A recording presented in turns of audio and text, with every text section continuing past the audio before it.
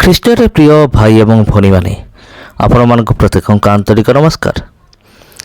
ପ୍ରିୟ ବନ୍ଧୁଗଣ, ପ୍ରଭୁ ଯୀଶୁ ଖ୍ରୀଷ୍ଟ ଆମମାନଙ୍କର ଜୀବିତ ପରମେଶ୍ୱର। ସେ ସମସ୍ତ ବିଷୟ କରିପାରନ୍ତି ଆଉ ତାଙ୍କ ଦ୍ୱାରା ସବୁ ବିଷୟ ସମ୍ଭବ ଅଟେ। ଆଉ ପ୍ରଭୁ ଯୀଶୁ ଖ୍ରୀଷ୍ଟଙ୍କର ବିଷୟରେ ଆପଣମାନେ ହୁଏତ ଅଳ୍ପ ବହୁତ ଅନେକ ବିଷୟ ଆପଣ ଜାଣିଥିବେ, ଆଉ ଅନେକ ସାକ୍ଷ୍ୟ ମଧ୍ୟ ରହିଅଛି ଯେ ଆମମାନଙ୍କ ଜୀବନରେ ପ୍ରଭୁ ଯୀଶୁ ଖ୍ରୀଷ୍ଟ କ'ଣ କରିଅଛନ୍ତି।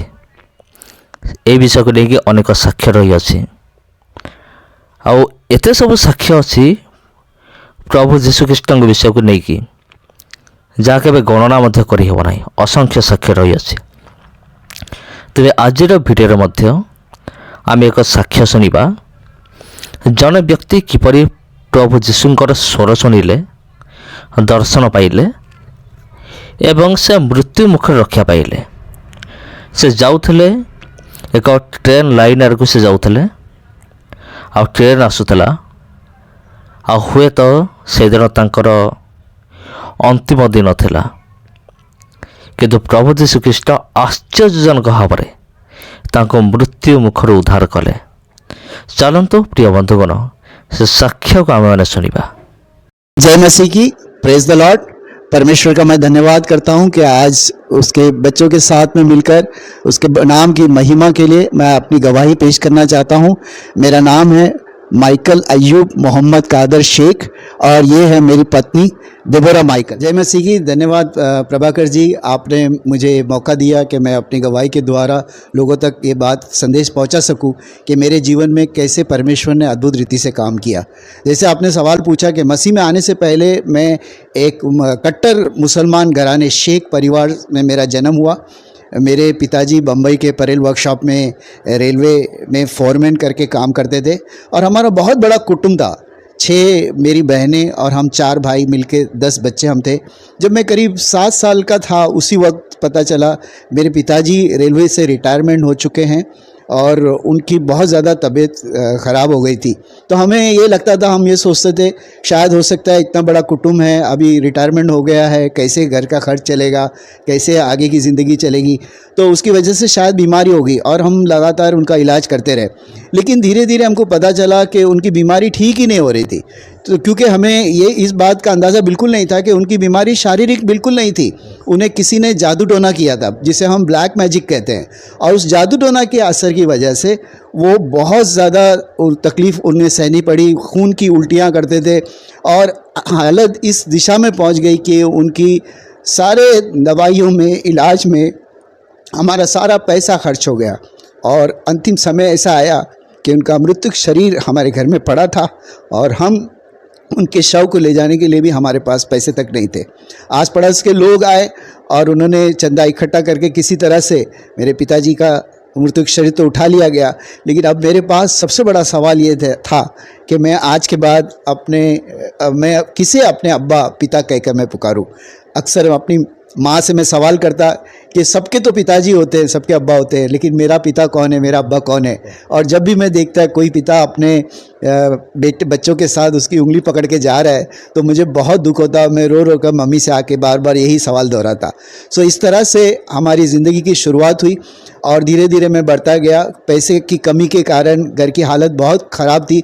मुझे एक अनाथ स्कूल में उर्दू मीडियम में डाला गया, जहाँ पे मेरी उर्दू मीडियम में मेरी शिक्षा वहाँ पे शुरुआत हुई। और घर में कोई पैसा खास नहीं था, सिर्फ हमारी प्रॉपर्टी के नाम पे एक छोटा सा एक बम्बई में घर था, वो भी खुद का घर नहीं था, जिसे पगड़ी सिस्टम कहते हैं। तो वो एक पगड़ी का घर था और उस घर के अलावा हमारे पास और कोई धन संपत्ति नहीं थी। फिर मेरे बड़े भाई जो मुल्ला थे और भी उनके बहुत साथी जो मुल्ला, उन्होंने साथ मिलकर ये फैसला किया कि हम कोई बिज़नेस शुरू करेंगे ताकि हमारा घर का कारोबार ठीक तरह से चल सके। तो इस तरह से मेरे बड़े भाई ने उन पर विश्वास करके जो पगड़ी वाला घर था वो भी देकर उसके हाथ में सारा पैसा दे दिया। उन्होंने टेम्पररी एक अरेंजमेंट किया एक घर के लिए और फिर हम लोग वहाँ जाके रहने लगे। और कुछ ही महीने के बाद हमको पता चलता है कि कोई बिज़नेस नहीं है। जब मेरे बड़े भाई ने उनसे पूछा उस मुल्ला से कि क्या हुआ हमारे, तो उन्होंने बहुत ज़्यादा गुस्सा हुए और उनसे कहा कौन सा पैसा डायरेक्ट, क्योंकि कोई लिखा पढ़ाई नहीं हुई थी, कोई एग्रीमेंट नहीं हुआ था। उन्होंने कहा कि कोई बिजनेस नहीं, और वो घर से भी हमें निकाल दिया। तो आप सोचो, इतना बड़ा कुटुंब है, ना रहने के लिए घर है, ना खाने के लिए खाना, ना पहनने के लिए कपड़ा। इस दशा में मेरी शुरुआत हुई और वहाँ से हम दर बदर हम गुज़रते रहे, दर बदर हम फिरते रहे और हर दिन रात हम मेहनत करते रहे। और फिर किसी ने सलाह दी, हमारे क्योंकि हमारे ख़ानदान जो है वो हैदराबाद से ताल्लुक़ रखते थे, तो कहा कि वहाँ हैदराबाद में कॉस्ट ऑफ लिविंग कम होती है। बड़े भाई ने कहा मैं यहाँ रुक के थोड़ा बहुत कुछ काम कर लूँगा, आप लोग सारा परिवार वहाँ चले जाओ। और हमें बम्बई से हैदराबाद हम लोग शिफ्ट हो गए। और वहाँ पे मैं जिस वक्त मैं 5वीं क्लास में मैं पढ़ता था और बहुत हालत ख़राब थी।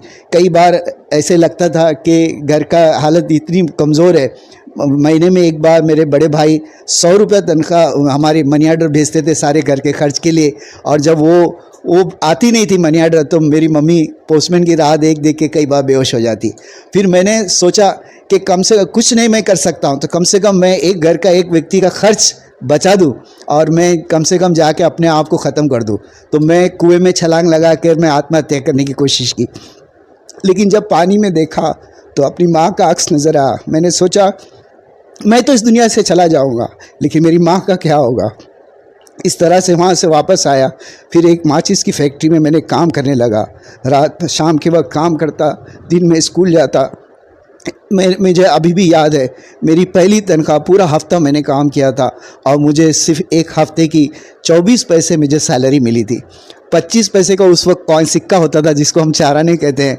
मेरी इच्छा थी कि वो मालिक मुझ पर रहम करता और मुझे कहता कि बेटा ये ले ले, एक पैसा तुझे बोनस देता और चाराने देता। लेकिन मैं घर पे आके जब बहुत रोया तो मेरे बड़े भाई ने वो 24 पैसे लेकर मुझे 25 पैसे का एक सिक्का दिया और वहाँ पे मैंने वो सिक्का लेके कई दिन तक मैं बहुत खुश आनंद करता रहा। इस तरह से मेरी ज़िंदगी की शुरुआत हुई। लेकिन इस्लाम मेरे रग रग में बसा हुआ था। 5 वक्त नमाज़ें पढ़ना, 30 दिन रोज़े रखना रमज़ान के महीने में, और इस्लाम जो भी कहता है, मुझे लगता था दुनिया में इस्लाम जैसा ऐसा कोई मज़हब नहीं, कोई धर्म नहीं है, और मैं इसी के अंदर मैं अपने जीवन को मैं आगे बढ़ाना चाहता था। लेकिन धीरे धीरे हालात बदलते गए। जब वहाँ पे पैसे की कमी की वजह से बहुत तकलीफ़ होती रही हैदराबाद में, हमने मम्मी से कहा कि बम्बई जाएंगे, चाहे तो वहाँ पे बूट पॉलिश करेंगे, अखबार बेचेंगे, दूध बेचेंगे, कुछ ना कुछ काम करेंगे, बम्बई में पैसे मिलेंगे तो हम अपने घर को बचा सकते हैं। ऐसे करके हम फिर बम्बई वापस आए और बम्बई मैंने अपनी स्टडी उर्दू मीडियम में कंटिन्यू किया। किसी तरह से एसएससी तक 10वीं क्लास तक मुझे उर्दू मीडियम में पढ़ने का मौका मिला और उसके बाद में मैं एक कंपनी ज्वाइन कर दिया। और वहाँ पे मेरी मुलाकात एक क्रिश्चियन स्त्री से होती है और मुझे लगता है कि अगर मैं इसे क्रिश्चियन लड़की को अगर मैं मुसलमान बनाता हूँ तो मैं दुनिया का सबसे अच्छा मैं काम मैं कर रहा हूँ। और ये काम होने के लिए मैंने किसी तरह से उसे कन्विंस किया और उसे इस्लाम के अंदर मैं लेके आया और उस मुसलमान तरीके से मैंने निकाह की। तो सर बहुत अच्छा लगा कि प्रभु में आने से पहले आपका जीवन किस तरीके से था। ये सारी बातें जब हम सुन रहे थे तो हमारे आँख में से आंसू आ रहे थे, क्योंकि बहुत दुख भरी कहानी है आपकी। लेकिन अभी हमारे दर्शकों को आप बताइए कि आपके जीवन में ऐसा क्या हुआ जो आप प्रभु यीशु पर विश्वास करने लगे। आपके जीवन का टर्निंग पॉइंट क्या है? जी ब्रदर, मैं वही बात आपको बताना चाहूँगा। जैसे बाइबल में लिखा है कि भजन संहिता उसका 34वें अध्याय का वचन 1 से 4 में, मैं हर समय यहोवा को धन्य कहा करूँगा, उसकी स्तुति निरंतर मेरे मुंह पे बनी रहेगी। मैं यहोवा पर घमंड करूँगा, नम्र लोग ये सुनकर आनंदित होंगे। मेरे साथ यहोवा की बड़ाई करो और आओ हम मिलकर उसके नाम की स्तुति करें। मैं यहोवा के पास गया, तब उसने मेरी सुन ली और मुझे पूरी रीति से निर्भय किया। लेकिन इन वचनों का अर्थ मैं आपको जब बताने जा रहा हूँ, जहाँ से मेरी शुरुआत हुई थी बहुत ही भयंकर तरीके से। जैसे मैंने बताया, मेरा बचपन बहुत ही आंसुओं के साथ पीड़ा में दर्द भरी ज़िंदगी मेरी थी और शादी होने के बाद में मैं सोचता था कि मेरा ज़िंदगी अभी संवर जाएगा और बड़ी मुझे खुशियाँ मिलेगी। और मेरी पत्नी एक स्टेनोग्राफर का काम करती थी जो लगातार एप्लीकेशन पे, मेरी इच्छा थी कि मैं विदेश में जाकर मैं काम करूं। मैं डिज़ाइन इंजीनियरिंग में मैंने नाइट कॉलेज में मैंने अपनी स्टडी कंप्लीट की थी, तो मैं ड्राइंग का काम करता था, इंजीनियरिंग ड्राइंग का। और उसके लिए मैं लगातार कोशिश करता रहा। कहते हैं ना, अप्लाई अप्लाई नो रिप्लाई। कई साल तक मैं अप्लाई कर रहा और मुझे ऐसा लगता था मैं एक शेख परिवार से था तो मुझे गल्फ़ में, विदेश में तुरंत मुझे जॉब मिल जाएगा। तो यशी में आने से पहले मैंने एक मर्तबा अपना हाथ एक ज्योतिषी को दिखाया और उस ज्योतिषी से कहा कि बताओ कि मेरे भविष्य में क्या लिखा है। उसने मेरे हाथ की लकीरों को देखकर उसने कहा, बेटा ज़िंदगी में तू बहुत धन कमाएगा लेकिन कभी इंडिया छोड़ के कहीं वापस नहीं जाएगा, कहीं भी बाहर नहीं जाएगा, विदेश में कभी जा नहीं पाएगा तू।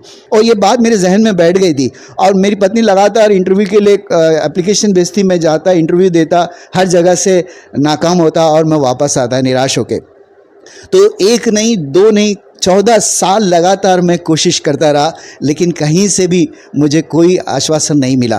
फिर एक समय ऐसा आया 14 जनवरी 1994, जहाँ पे मेरी ज़िंदगी का टर्निंग पॉइंट था। लेकिन इस बारे में बोलने से पहले मैं और एक बात आपको बताना चाहूँगा कि 1984 में जिस वक्त मेरी शादी होके करीब 4 साल हुए थे, जैसे मैंने बताया कि शुरुआत में मेरी हालत बहुत ख़राब थी, गंभीर थी और हम लोग अपना जीने की कोशिश किसी तरह से कर रहे थे। लेकिन 84 में हिंदू और मुसलमान का बहुत बड़ा रायट झगड़ा हुआ था बम्बई में और बहुत सारे लोग तितर बितर हो गए थे। मेरे घर पे भी लोग मारने के लिए आए थे हमें, लेकिन हम किसी तरह से बच के वहाँ पर निकल गए थे। तो उसी समय एक तरफ झगड़े हो रहे थे और दूसरी तरफ मैं बड़ी तरह से बीमार हो गया था, मेंटल टेंशन था। मुझे समझ में नहीं आ रहा था कि क्या करना है, क्या हो रहा है मेरे साथ। मुझे रात भर नींद नहीं आती थी। एक डॉक्टर से दूसरा डॉक्टर, दूसरे डॉक्टर से तीसरे डॉक्टर, सारे डॉक्टर्स मुझे चेक करते थे और मुझे कहते थे कि इसकी कोई बीमारी नहीं है, इसको कुछ अच्छे से कोई थिएटर में जाके अमिताभ बच्चन का एक पिक्चर दिखाओ, सब ठीक हो जाएगा। लेकिन मुझे पता था मेरी ज़िंदगी में क्या हो रहा है, मेरी हालत बहुत ख़राब है और मैं बिल्कुल, मुझे पसंद है, मुझे बार बार लगता था कि मैं अपने जीवन को ख़त्म कर दूँ, अपने आप को नाश कर लूँ। और इस विधा में कई सजेशंस लोग देते थे, आस पड़ोस के लोग होते थे, किसी पंडित के पास दिखाओ, वो उनको झाड़ू पोछा करेंगे, इस तरह से कई लोग। फिर एक दिन अद्भुत रीति से मुझे पता चलता है, मेरा एक भाई मेरे साथ जो रहता था कभी कभी, वो आके आधी रात में उसने बोलने लगा कि कुरान के अंदर एक चाकू रखा गया है, नींबू तो जादू टोना किया गया है, ऐसे ऐसे करके। तो हमें कुछ ठीक से समझ में नहीं आया। लेकिन कुछ समय के बाद में जब वो होशियार हुआ तो हमने उससे पूछा कि क्या क्या बड़बड़ा रहे थे नींद में। पहले तो उसने हिचकिचाया, कुछ बोलने का उसने साहस नहीं किया। लेकिन उसने फिर जब अपना मुंह खोला तो हम लोग आश्चर्य हो गए। मैं नाम लेना नहीं चाहूँगा, मेरे ही घर के एक व्यक्ति ने मुझ पर ब्लैक मैजिक यानी जादू टोना किया था ताकि मैं अपनी पत्नी को अलग हो जाऊं और वो लोग मुझे फिर से शादी कर सके। उन्होंने पहले बहुत कोशिश की थी, उन्होंने मेरी दूसरी शादी करवाने की कोशिश की थी, उन्होंने पैसे का लालच दिया, बहुत कुछ किया। जब मैं माना नहीं, यहाँ तक कि चाकू से मारने की कोशिश तक की गई मुझे, उससे भी नहीं बन पड़ा। तो फाइनली उन्होंने जादू टोना का सहारा लिया। उन्हें लगा कि जादू टोना करने के बाद में शायद ये मान जाएगा और हमारे पास में वापस आएगा। लेकिन परमेश्वर का वचन में साफ तौर पर लिखा है, कोई जादू, जो गिनती की किताब उसका 23वां अध्याय का 23वें वचन में ऐसा लिखा है, कोई जादू टोना विश्वासी के ऊपर, इसराइल के ऊपर असर नहीं करेगा। तो ये बात मेरे जहन में जब बैठी था, हम लोग को पता चला कि जादू टोना है, तो मेरी पत्नी ने कहा कि देखो आपने बहुत सारे डॉक्टरों का इलाज किया है लेकिन अभी एक डॉक्टर बाकी है जिसका इलाज करना बाकी है, आप उस डॉक्टर के पास क्यों नहीं जाते? मैंने कहा बता भाई, वो कौन सा डॉक्टर है अभी तक जो बचा हुआ है जिसका पास में गया ही नहीं? उसने कहा उसका नाम यीशु मसीह है। हालेलुया। जब उसने ये कहा तो मैंने अपने भाषा में, मैं उर्दू भाषा पढ़ने वाला व्यक्ति था, मैं उर्दू में मैंने बाइबल ख़रीदा और वहाँ जाके मैंने अपनी बाइबल लिया। पहली बार मैंने भजन संहिता 91 मैंने पढ़ना शुरू किया, जहाँ पे लिखा था, जो परम प्रधान के छाए हुए स्थान में बैठा रहे वो सर्वशक्तिमान की छाया में ठिकाना पाएगा। वो मैं यहोवा के विषय में कहूँगा कि वो मेरा शरण स्थान और गढ़ है, वो मेरा परमेश्वर है, मैं उस पर भरोसा रखूँगा। वो तो तुझे बहलिए के जाल से और महामारी से बचाएगा, वो तुझे अपने पंखों की आड़ में ले लेगा और तू उसके पैरों के नीचे शरण पाएगा। उसकी सच्चाई तेरे लिए ढाल और झिलम ठहरेगी। तू ना रात के भय से डरेगा, ना उस तीर से जो दिन को उड़ता है। जब ये वचन मैं पढ़ रहा था, उस वचन पढ़ने से पहले मेरे हाथ ऐसे कांपते थे, मुझे डर लगता था। मेरी पत्नी की ओर जब मैं अंधेरे में नजर करता था, मुझे ऐसे लगता था अचानक से इसके दांत निकल आएंगे और मुझे खा जाएगी। ऐसे डरावनी मुझे ऐसे विजन्स आते थे। लेकिन जैसे ये वचन पढ़ा, मेरे अंदर ऐसा लगा कि किसी ने मेरे शरीर में कोई इंजेक्शन कर रहा है, केमिकल डाला जा रहा है, और मुझे एक अजीब तरह की एक शांति नजर आई। और पहली मर्तबा इतने दिनों के बाद में, जबकि मैं स्लीपिंग पिल्स खाने के बावजूद मुझे नींद नहीं आती थी, और पहली बार मैं शांतिपूर्वक मैं सो गया। जब सुबह सवेरे उठा तो मुझे लगा कि ये छोटी सी पुस्तक, ये मामूली पुस्तक नहीं है, इसमें कुछ शक्ति है, कुछ सामर्थ्य है, कुछ पावर है। मेरी पत्नी ने कहा था कि ये यीशु मसीह अगर आपको चंगाई देता तो उसे आपको अपना उद्धारकर्ता ग्रहण करना पड़ेगा।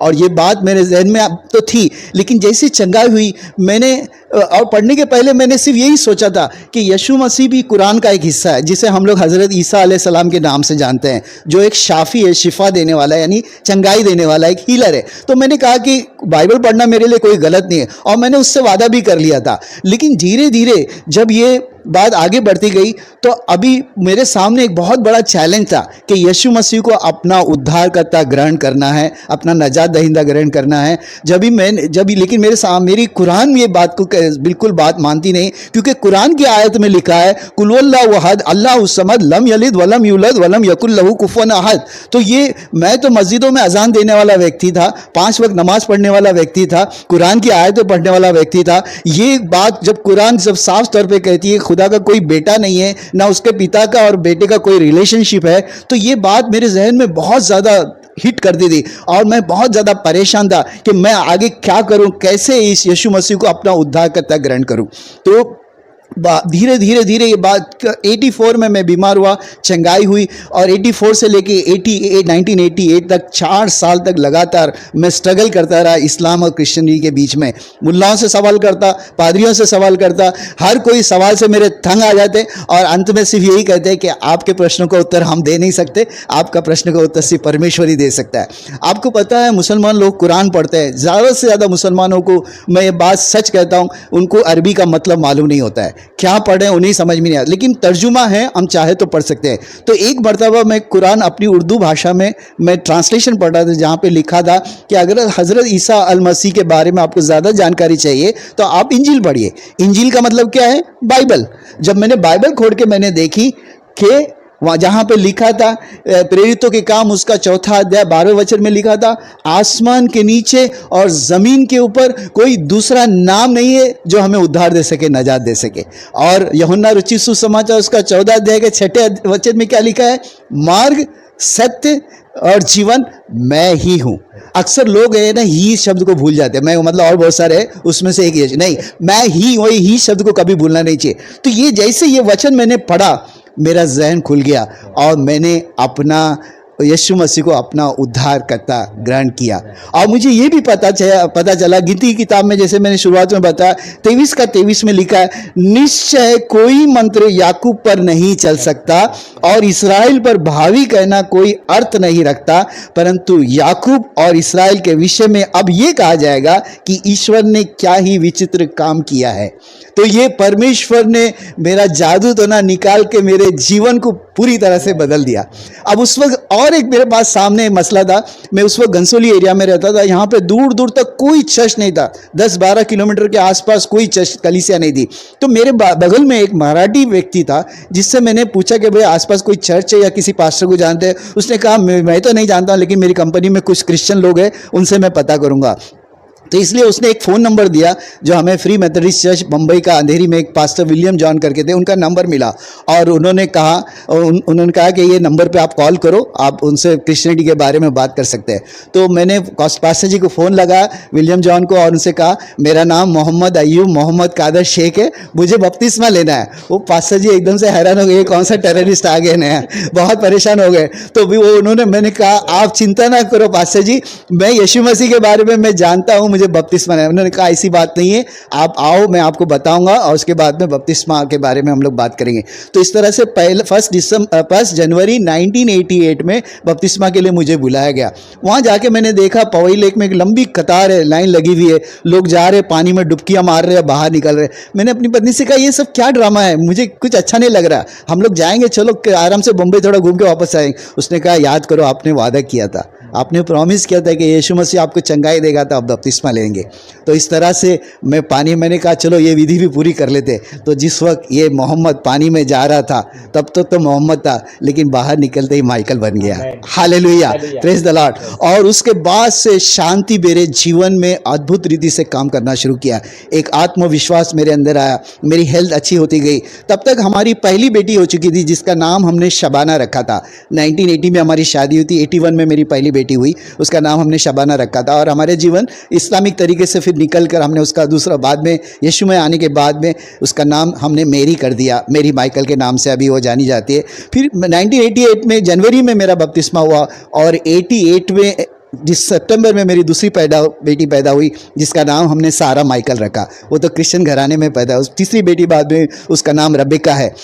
अभी ये तो दोनों बेटियां हैं, मेरी माइकल है, वो अभी आयरलैंड में नर्स का काम कर रही है। दूसरी बेटी सारा है, वो ऑस्ट्रेलिया में सेटल है, वो भी नर्स का काम कर रही है। तीसरी बेटी रेबेका है जो कि अभी एक आईपीसी के पास्टर से शादी किया और फुल टाइम मिनिस्ट्री में पास्टर अम्मा बन के विशाखापट्टनम में सेवकाई कर रही है। तो खैर यहाँ पे मैं और एक खास बात आपको बताना चाहूँगा। जैसे मैंने शुरुआत में आपको 2 बातें बताई, एक तो मेरी लाइफ की पहली इनकम थी 24 पैसा, और दूसरी बात एक ज्योतिष ने मुझे बताया था कि मुझे कहीं विदेश में जॉब नहीं मिलेगा।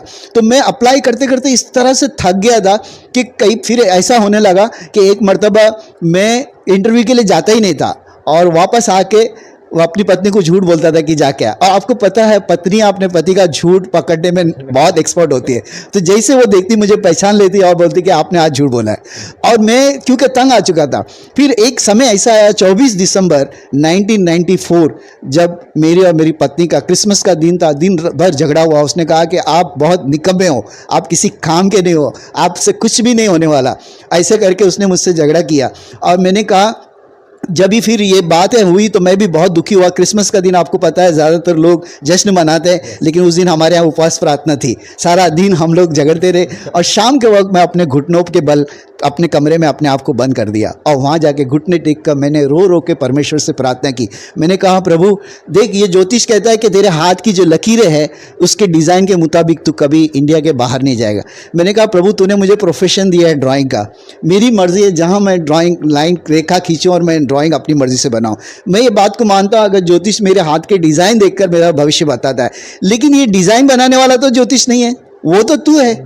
डिजाइनर कौन है? डिजाइनर तो तू है, परमेश्वर। तो मैंने परमेश्वर से कहा प्रभु अगर तू सच्चा परमेश्वर है तो मेरा डायरेक्शन चेंज कर, मेरा हाथ की रेखा चेंज कर।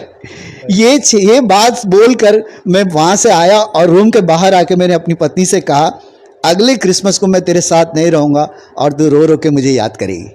ऐसा मैंने चैलेंज देके बाहर आया। दिसंबर 25, 1994 की बात कर रहा हूँ। उसी जनवरी के पहले हफ्ते में 1995 में मुझे कुवैत के लिए कॉल आया। आपको पता है उसी वक्त बहुत बड़ा युद्ध हुआ था कुवैत और इराक का, और वहाँ पे बहुत सारे जो इराकियों ने कुवैत के बहुत सारे ऑयल फील्ड डिस्ट्रॉय की, जिसकी ड्राइंग बनाने के लिए उनके बहुत सारे डिज़ाइनर चाहिए था। तो उसके लिए कॉल आया और मेरा सिलेक्शन हुआ। मैं खुशी खुशी आके अपनी पत्नी को बताया मेरा सिलेक्शन हुआ। तो मेरी पत्नी ने कहा नहीं फिर हमेशा की तरह आप झूठ बोल रहे हैं। मैंने कहा नहीं, इस बात में सच बोल रहा हूँ। और वीज़ा आने के प्रोसेस में 2-3 महीने लगे। 18 मार्च 1995 को कुवैत के लिए मेरी मिर्ज़ा आई और मैं वहीं पे उसी दिन मैं कुवैत चला गया। तो जाने के पहले मैं पास्टर जी को बोला कि मुझे ऐसे कुवैत से कॉल आया है और मैं वहाँ पे जा रहा हूँ। पास्टर जी ने कहा आप एक मुसलमान घर में पैदा हुए थे, आप मस्जिदों में नमाज़ पढ़ते थे, वहाँ जाके वापस अल्लाह अकबर शुरू कर देंगे, आप इस्लामिक देश में जा रहे हो।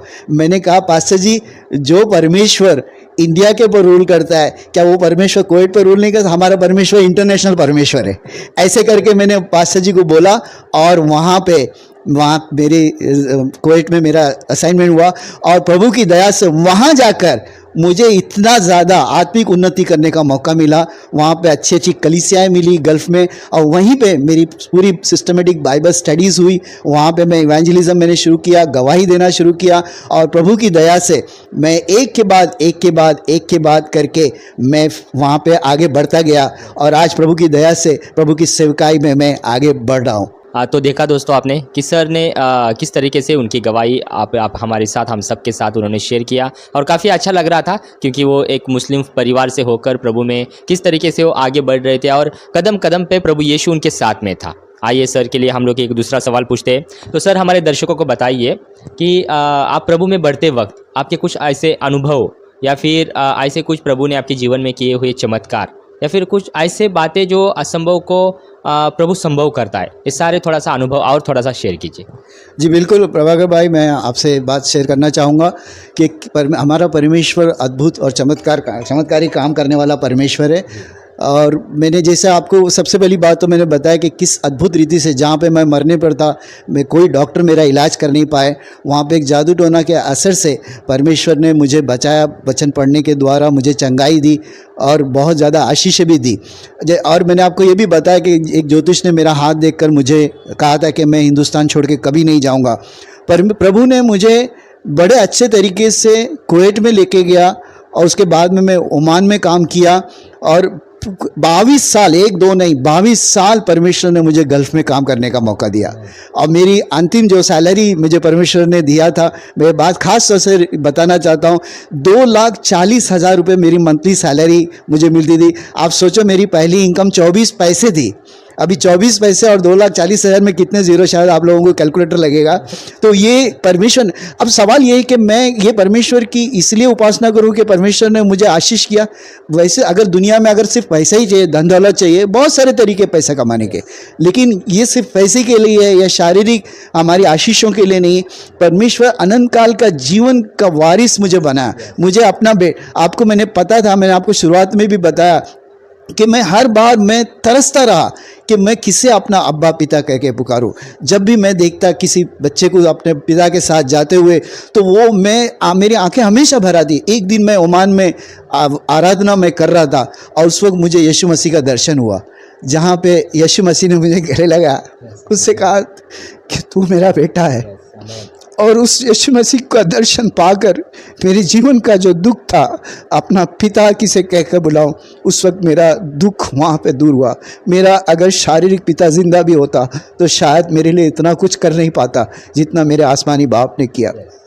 मेरे बचपन में मैं ऐसी जगह में बम्बई में रहा जहाँ पे कमर तक पानी रहता था बरसात में, आसपास कीड़े, ऐसे गंदी नाली के कीड़े, उन कीड़ों की तरफ जब मैं नज़र करता था तो मैं देखता था कि इस कीड़े में, बुलबुलाते हुए कीड़े में और मुझ में क्या फ़र्क है। एक अनजान सी ज़िंदगी वो गंदे नाली के कीड़े में पड़ा है, वैसे ही मैं भी मर जाऊंगा, लेकिन वो परमेश्वर ने उस गंदी नाली के कीड़े से उठाकर मुझे एक अद्भुत रीति से ओमान और कुवैत में भेजा और अन्य जातियों के बीच में भी गवाही के रूप में खड़ा किया मुझे। इस परमेश्वर का मैं धन्यवाद करता हूँ। एक समय का और भी एक अनुभव मैं आपके सामने बताना चाहता हूँ।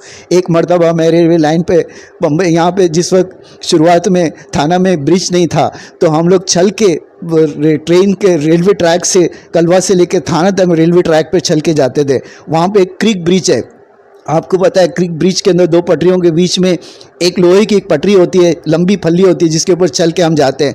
लेकिन वहाँ पे नहीं थे, सिर्फ वो लकड़ी के ऐसे आड़ी फल्लियाँ थी। तो मैं पैर जमा कर किसी तरह से जा रहा था और वो मैं ब्रिज का आधा हिस्सा मैंने कवर किया, पता चला सामने से एक तेज़ ट्रेन आ रही है। अभी आप सोचिए सिचुएशन, कोई मैं फिल्म का सीन आपके सामने नहीं बता रहा हूँ, मेरी ज़िंदगी की हकीकत है। सामने से ट्रेन आ रही है, पीछे मुड़ के देखा कि इतना डिस्टेंस नहीं है मैं भाग के अपनी जान बचा सकूँ। मेरी दाएं और बाएं तरफ पूरी खाड़ी है, अगर मैं एक कदम भी मैं गलत उठाता हूँ तो सीधा खाड़ी के अंदर नीचे गिरता हूँ। मैंने कुछ समझ में नहीं आ रहा था कि प्रभु मैं क्या करूं। अंदर से एक आवाज़ आई कि भाग, आगे ही भाग। मैं आगे भागता रहा। मैं ये भी नहीं देखा कि दो फलियों के बीच में पटरी के अंदर रहती है नीचे, उसमें से मेरा पैर फंस जाएगा कहीं। मैं बस भागता रहा, कैसे भागा मुझे भी पता नहीं। मैं जस्ट भाग के पटरी के बाहर निकला और ट्रेन वहाँ से उसी सेकंड पास हुई। आसपास के लोग भीड़ जमा हो गए, उन्होंने सोचा कि इसके टुकड़े भी गिनना मुश्किल होगा, अभी इतनी तेज़ रफ्तार से ट्रेन गई थी। लेकिन प्रभु ने उस अद्भुत रीति से मुझे बचाया। फिर एक बार कंपनी में मैं काम करने के लिए जा रहा था, जहाँ पे शटडाउन के पीरियड में हाई वोल्टेज जो करंट की जो रहती है पैनल्स होती है, इलेक्ट्रिकल पैनल्स, उस पैनल के बीच में मैं चेकअप करके जा रहा था, क्योंकि जब भी लाइव पैनल होती है उसके नज़दीक भी आप नहीं जा सकते। आपको पता है इतना डिस्टेंस के ऊपर भी अगर हम स्क्रू ड्राइवर रखेंगे तो उसका जो फ्लेम है ना हमको नज़र आ सकता है, इतना हाई वोल्टेज होता है। तो उस जगह पे मैं हाथ ऐसे छूने जा रहा था, जस्ट पीछे से आवाज़ आई कि मत छूना। और बाद में दूसरा व्यक्ति आया, उसने कहा क्या कर रहे हैं, ये लाइव पैनल है। अगर मैं एक सेकंड का अगर फ़र्क होता तो वहाँ पे मेरी ज़िंदगी का खात्मा हो जाता। तो ये परमेश्वर ने एक मर्तबा नहीं, दो मर्तबा नहीं, कई तरीक़ों से मुझे बचाया। जब भी मैंने शुरुआत में मैंने बताया था कि हैदराबाद में हम लोग गए, वहाँ पे सोचा था कि वहाँ जाके हम लोग ज़िंदगी गुजारेंगे। एक एक करके घर के हमारे सामान बिकते गए और एक समय ऐसा भी आया, मैंने अपनी मम्मी से पूछा, मम्मी मुझे खाने के लिए खाना तो बहुत भूख लगी है। मम्मी ने कहा बेटा रुक जा, अभी थोड़े समय और बचा है तो बन जाएगा खाना। लेकिन मैंने देखा खाना बनता कैसा, उस पतीली में पानी के सिवा चावल का एक दाना भी नहीं था। सारी रात ऐसे ही गुजर गई, भूखे पेट उठना पड़ा। और इन हालत से गुजरता हुआ मैं परमेश्वर के पास आया। लेकिन जब परमेश्वर ने कहा मैं तुझे कभी नहीं छोड़ूंगा, न त्यागूंगा, जिस दिन से मैंने यीशु मसीह को मैंने अपना उद्धारकर्ता ग्रहण किया, उसके बाद से मुझे कभी किसी चीज़ की मोहताजी नहीं हुई, कभी किसी चीज़ की परेशानी नहीं हुई। उसके बाद में अगर मेरी ज़िंदगी में अगर कुछ परेशानियां भी आई भी, उस यीशु मसीह के पास हर प्रश्न का उत्तर था, उसके पास हर सवाल का एक जवाब था। तो कभी भी मुझे कोई परेशानी नहीं आई। मैं परमेश्वर का मैं धन्यवाद करता हूँ कि वो परमेश्वर ने मुझे एक अद्भुत रीति से मेरे जीवन में कार्य किए। फिर उसके बाद में मैंने लगातार विश्वास में आगे बढ़ा। मैंने सिस्टमेटिक बाइबल स्टडीज़ की और मैंने डिसाइपलशिप ट्रेनिंग का कोर्स वहीं से मस्कत से कंप्लीट किया। उसके बाद में बम्बई आकर मैंने अपनी एक डिसाइपलशिप ट्रेनिंग कोर्स चालू किया और मैंने डिसाइपलशिप ट्रेनिंग अमेरिका से जो उसका ओरिजिनेटर है, जो ये कोर्स का फाउंडर्स है, उनके ऑफिशियल परमिशन के लेकर मैंने यहाँ पे डिसाइपलशिप ट्रेनिंग शुरू की। इसके अलावा मैंने फिर अभी 2018 में मैं गिडियन इंटरनेशनल जो संस्था है, वो दुनिया के बहुत सारे देशों में जिसके ब्रांचेस है, हमारे इंडिया में भी करीब 2000 के करीब कैंप्स है उसके अंदर मैंने भागीदारी ली। और आज प्रभु की दया से इस गिडियन इंटरनेशनल का नवी मुंबई का मैं एरिया डायरेक्टर करके मुझे काम दिया गया है। और मैं यहाँ पे उसके द्वारा हम लोग पूरे देश विदेश में बाइबल हम लोग फ्री में बाइबल डिस्ट्रीब्यूट करते हैं ताकि बहुत सारे लोग यीशु में आएँ। क्योंकि परमेश्वर कहता है यूहन्ना 10 का 30 और 32 में, मैं और पिता एक है। यहूदियों ने उस पत्थरवा करने के फिर पत्थर उठाए। इस पर यीशु ने उनसे कहा कि मैंने तुम्हें अपने पिता की ओर से बहुत से भले काम दिखाए हैं, उनमें से किस काम के लिए तुम मुझे पत्थरवा करते हो? पिता और पुत्र एक ही है। जो यीशु मसीह मोहम्मद पैगम आने के 635 साल के करीब पहले आए थे, उन्होंने जिस बात की गवाही दी, जिन्होंने चमत्कार किए, जिन्होंने अंधों को आंखें दी, लंगड़ों को चलना सिखाया, गूंगों को बोलना सिखाया, बहरों को सुनना सिखाया, यहाँ तक कि मरे हुए लाजर को जिंदा तक कर दिया, वो यीशु मसीह के बारे में कोई 635 साल के बाद में व्यक्ति आता है, कहता है ये झूठा नबी है, ये परमेश्वर का पुत्र नहीं है। ये कैसे हो सकता है? ये तो संभव ही नहीं है। जिस यीशु मसीह के बारे में यशायाह नबी उसके पैदाइश के 800 साल के करीब पहले भविष्यवाणी की थी कि एक कुंवारी से जन्म होगा जिसका नाम इमानुएल रखा जाएगा, जो लोगों का उद्धार करेगा। तो ये परमेश्वर का पुत्र के बारे में आजकल की बात नहीं, हजारों साल पहले से जिसकी भविष्यवाणी की थी। तो ये मैं परमेश्वर का धन्यवाद करता हूँ। और इसके लिए परमेश्वर ने वादा किया था उसके चेलों के लिए। प्रेरितों के काम 1 का 8वें वचन में लिखा, परंतु जब पवित्र आत्मा तुम पर आएगा तुम सामर्थ पाओगे और यरूशलेम और सारे यहूदिया और समरिया और पृथ्वी की छोर तक मेरे गवाह ठहरोगे। तो आज इसी वजह से मैं अपनी गवाही लेकर आप सभी के पास आता हूं कि ये यीशु मसीह ने जो मेरे जीवन में काम किए, काश मेरे पिता के समय जो इसको जादू टोना किया गया, अगर कोई परमेश्वर का सच्चा वचन, अगर वो गिनती की किताब 23 का 23 सुनाता और परमेश्वर का वचन उसके पास हो सकता है मेरे पिताजी बच जाते। मैं नहीं चाहता हूँ मेरी तरह से कोई अनाथ हो।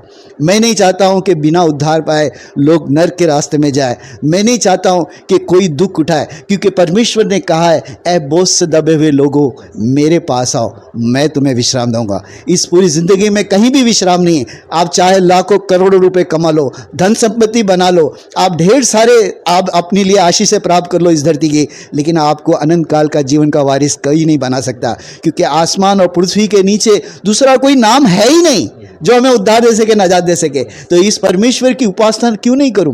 क्यों नहीं इस परमेश्वर की निरंतर मैं स्तुति करते रहूं? क्यों नहीं लोगों तक मैं अपनी गवाही लोगों तक पहुंचा सकूं? आज मैं परमेश्वर का धन्यवाद करता हूं कि इस माध्यम से जो लोग भी मुझे सुन रहे हैं वो लोग इस यीशु मसीह पर विश्वास करें। कि आपके जीवन में ऐसा कोई प्रश्न है जिसका उत्तर अभी तक आपको मिला नहीं है? क्या आपके जीवन में ऐसी कोई बीमारी है जिसका इलाज डॉक्टर ने कहा कि हो नहीं सकता? क्या आपके जीवन में ऐसा कोई कठिन परिस्थिति है जिसको सब लोगों ने कहा कि असंभव है? हमारा परमेश्वर असंभव को संभव करने वाला परमेश्वर। मैं परमेश्वर का धन्यवाद देता हूं कि इस गवाही के द्वारा प्रभु ने आपके विश्वास को जरूर दृढ़ किया है। अगर आज आपके पास में किसी तरह का कोई प्रश्न है, इस यीशु मसीह के पास है, इसके पास ही सिर्फ आपके सारे प्रश्नों का उत्तर है।